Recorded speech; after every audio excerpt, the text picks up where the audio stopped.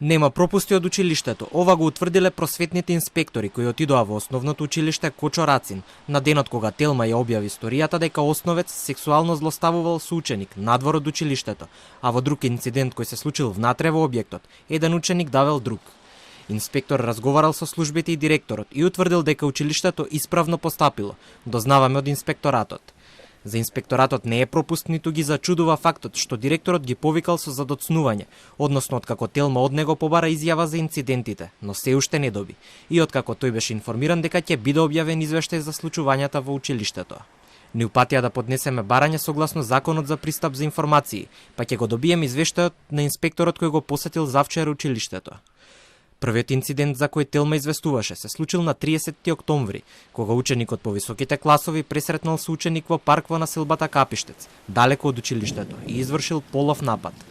Поради овој инцидент бил свикан вонреден состанок на Советот на родители и бил информиран директорот.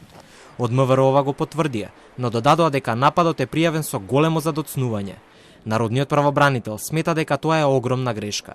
Ако имате физичко насилство врз детето или психичко насилство и така натаму, несомнено е дека е потребно да има обезбедено докази кои што понатаму ќе олеснат постапката на надлежните органи. Техниките за истражување на полициските органи се во надлежност на ваквите служби, но тоа не значи дека не треба да превземаат мерки за испитување на случајот за да можат да утврдат постои ли можност понатаму да го процесуираат случајот.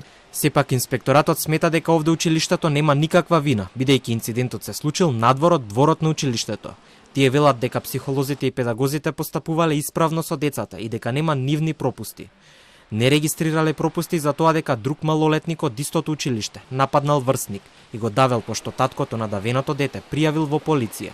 И додека Државниот инспекторат за просвета упатува дека МВР треба да се занимава со вакви случаи, а не тие, одмеѓаши сметаат дека и просветните инспектори, заедно со родителите и наставниците, треба да се запрашаат зошто се случуваат немили случаи со ученици. Се што се случува во општеството се рефлектира кај децата и децата се само наша слика за она што се случува. Пара поголема мобилност, поголема посветеност, воспитно-образовниот процес да го подигнеме на повисоко ниво, да градиме култура за мир, ненасилство од рана детска возраст, да градиме превентивни програми за брза детекција и мобилизација на институциите на системот за брза дојава и превенција да децата да не им се случува насилство во училиштето, дивење, натепување и обид за силување. Освен меѓуврсничко насилство и друг скандал го тресе образованието деновиве. Ученици искреирале Инстаграм профил на кој објавиле видео од дивење во училници и кршење на инвентарот. Профилот веќе е избришан, а секторот за компјутерски криминал и дигитална форензика во соработка со социјалната мрежа се обидува да открие кој стоел зад него.